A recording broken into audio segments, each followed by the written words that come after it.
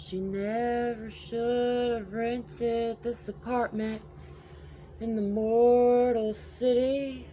The cold comes through every crack she puts her hand up to. The radiator's broken, so she has to use electric heat. And tonight was the first date with the brother of the guy she worked next to.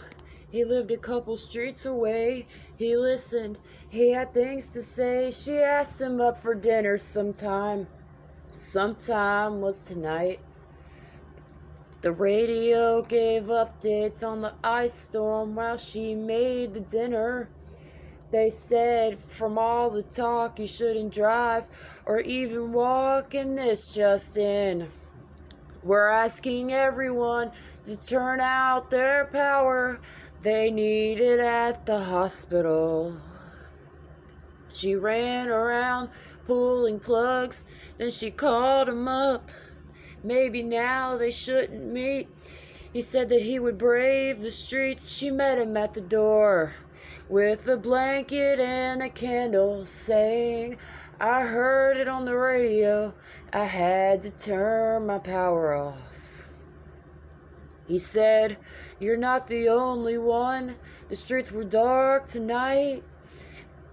It was like another century, with dim lamps and candles lighting up the icy trees and the clouds and covered a moon. She said, what kind of people make a city where you can't see the sky and you can't feel the ground? I tell you something, I have this feeling that the city's dying. He said, it's not dying, it's the people who are dying. She said, yes, I think the people are dying and nobody cares. We got all this technology, our dreams bold and vague, and then one city got bad planners. One city got the plague.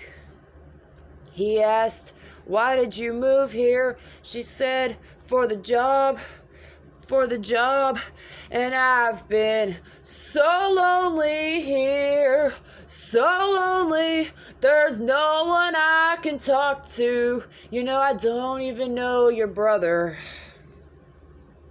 He smiled and said, sometimes at night I walk out by the river.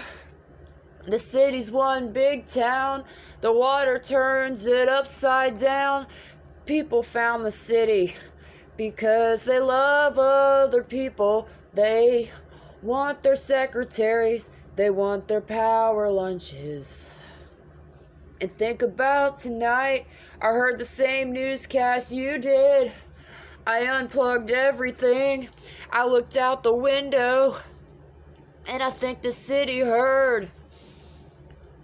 I watched as one by one the lights went off so that they could give their power to the hospital. They ate in silence while she thought this was over. They sat together in a dark room in the mortal city, shifting their blankets so they wouldn't get spaghetti on them. And came an awkward moment after dinner. What to do?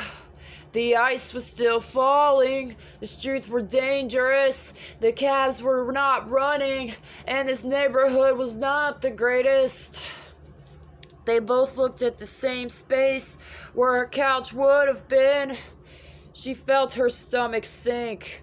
She felt like she could hardly think. She said, I never should have rented this apartment in the mortal city. The cold comes through the crack I put my hand up to. The radiator doesn't work. I have to use electric heat. And that settled it. They would both sleep in her bed. It was a matter of survival. She brought out t-shirts, sweatshirts, sweatpants, socks, hats.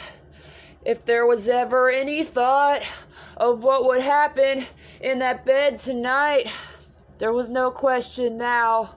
They could barely move. They were all wrapped up like ornaments, waiting for another season. They laid in bed and listened to the pelting ice. He said, "My brother's not a bad guy, he's just quiet. I wish you liked the city." She said, "Maybe I do. I think I have a special kind of hearing tonight. I hear the neighbors upstairs. I hear my heart beating. I hear 1,000 hearts beating at the hospital, and 1,000 hearts by their bedsides waiting, saying, 'That's my love in the white gown. We are not lost in the mortal city. We are not lost in the mortal city.'"